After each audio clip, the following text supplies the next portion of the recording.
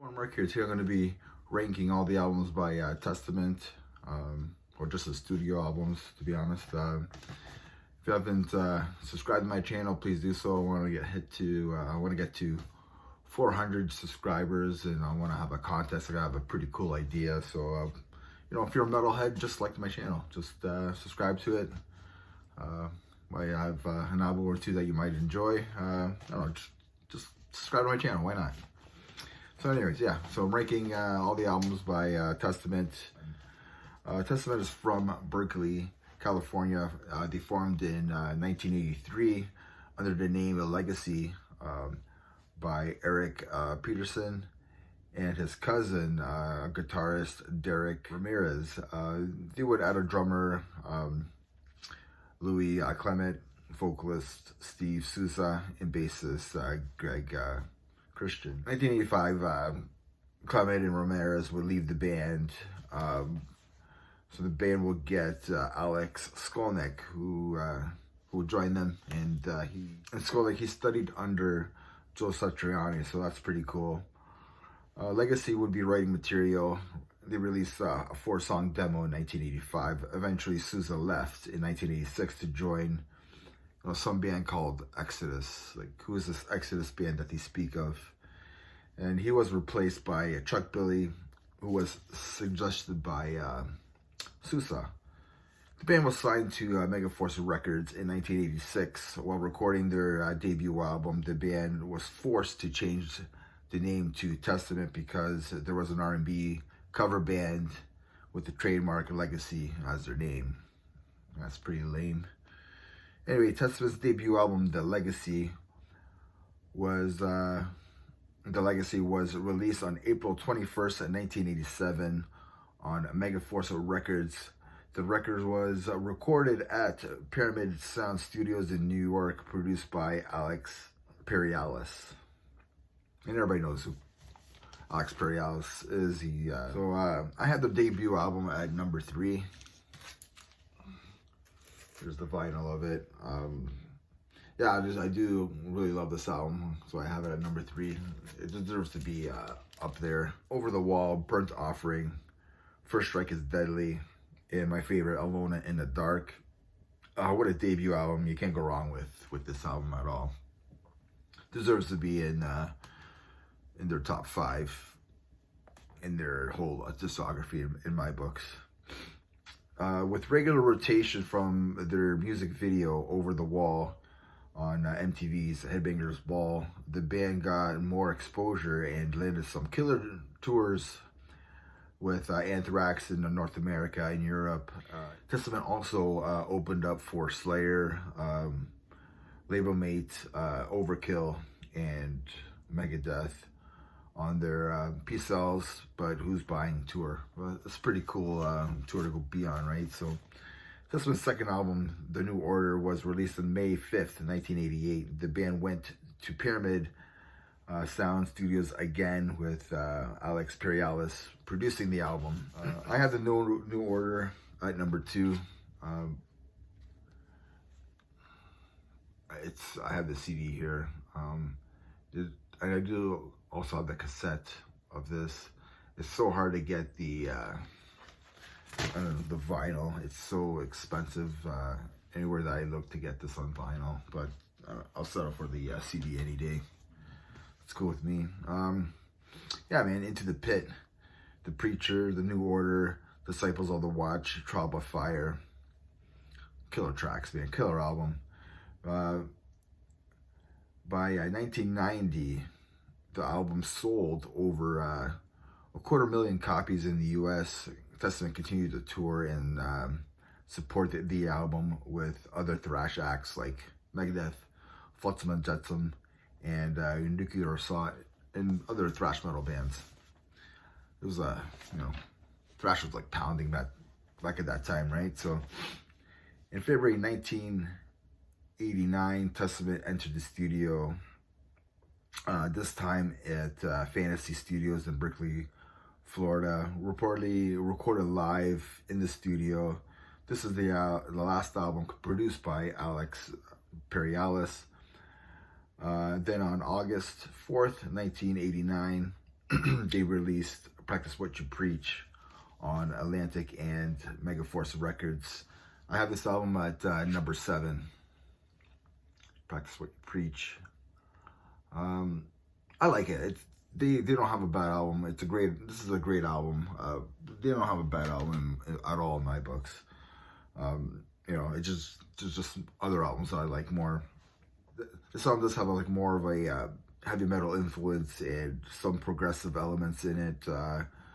Songs I like on this album are the title track, Blessed in Content, Greenhouse Effect, Sins of Omission, and Nightmare. The band would tour and tour. They went into the studio in June 1990 and released Souls of Black on October 9th, 1990. This was produced by Michael Rosen and the band. This is my number 10. Some people rank this higher. I do like the album. It's a good album. It's just so many great albums. I think I just need to give it more listens. It's just not an album that I go to too often. It's a good album, like I said before. I think my favorite song is the title track, Souls of Black. The next album, The Ritual, was recorded throughout 1991 and early 1992 at One-on-One Recording in LA under producer Tony Platt. With 6 to 7 months spent on writing, followed by 6 weeks of recording. This is the first time the band took a break from touring 4 albums in 4 years, consistent touring, just really pounding the pavement, right? So just really being on the road and just giving her, right? So the band was burnt out after Souls of Black tour. Finally, sometime in 1992, they released The Ritual on Atlantic Records. I have this album at last. Good album. Just not one that I go to very often. It's not my favorite. As the Seasons Gray is probably my favorite track on here. It's their trademark sound. I think it's the more thrashiest song on the album. By the end of 1992, in the middle of tour, Alex Skolnick had decided to leave the band, and Clement followed suit after Skolnick left. So Skolnick wanted to expand his musical horizons rather than continue playing thrash. They had temporary replacements. Some of the guys from Forbidden came in to help. Glenn Alvarez and Paul Bostaph. Everybody knows who Paul Bostaph is. Like I said before, they both came from Forbidden, and they came to help out. Testament came out to help some friends, right? So that's what you do. Oh, the next album, Low. This is the band's 6th studio album. Was released on September 30th, 1994. The album featured a new lineup with James Murphy on lead guitar and John Tempesta on drums. This is the last album with Greg Christian, who played bass until 2008. This is the last album with Atlantic Records as well. This is the part I love. This is why I love this album so much. It takes a lot of balls to do this. The record label wanted an alternative record, so Eric Peterson gave them Dogface Gods, which is like a more death metal, more aggressive, in-your-face song. He told them, "Here you go. This is our alternative," which alternative just means different, right? So the label wanted, but the label wanted a more of a mainstream album. They didn't want they didn't want like a darker or a heavier, more aggressive album, which Testament gave them, right? So I rank this album number 5, Low.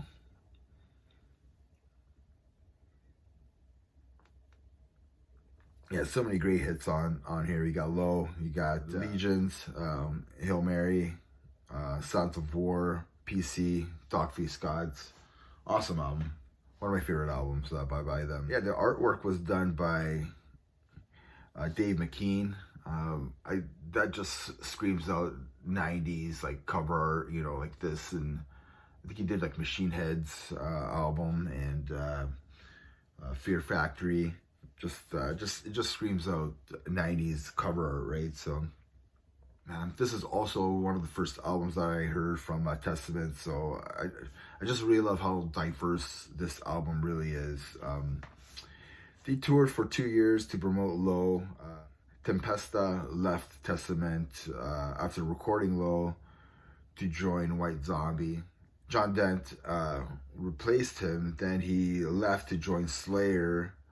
Then Chris Kontos filled in. Chris Kontos played for Machine Head. So that's what happened there. Just like drummers just swapping bands and going to one band to the other. In 1996, James Murphy would quit the band. So Billy and Eric put the band on ice for a bit. The 90s were not kind to thrash metal bands, so they decided to take a little bit of a break in 1996, right? To see what their next move was. Everybody's favorite album, and that's Demonic. This was released on June 24th, 1997 on Burnt Offering, which was their own label. Put that down. Which was the band's own label. We have Chuck and Eric. We have Derek. Well, we got Eric's cousin there, Derek Ramirez on bass. And we have Gene Hoglan on drums and Glenn Avalesi on guitar. I have this album, number 11. I just showed it. So yeah, second last. It's the first album that I heard from Testament. That's why I'm not putting it on last. It helped me get into death metal stuff. I really like. I love Chuck Billy's vocals. I really love the death metal stuff of it. It really helped me get into death metal and the whole death metal with a blend of groove that I was like into at the time. I loved it. I still love it. I do enjoy that album. Yeah, so then some killer songs on there are Demonic Refusal and The Burning Witch, are just a couple killer tracks on that album. In 1999, Eric and Chuck went to the studio, this time with James Murphy on lead guitar, Steve DiGiorgio on bass, and David Lombardo on drums. Then on June 8th, 1999, on Spitfire Records, they released The Gathering. And I have this album at number 1. Oh, there's The Gathering there. I do have this on vinyl as well. My number 1 album, one of my favorite albums of all time. I love everything about this album. It has a death metal, it has a thrash, it has bits and pieces of groove in there, and there's like some blast beats. DNR is a killer song. Riding the Snake, Legions of the Dead, Down for Life, Eyes of Wrath. The whole album it's so heavy, and it just kicks ass in my book.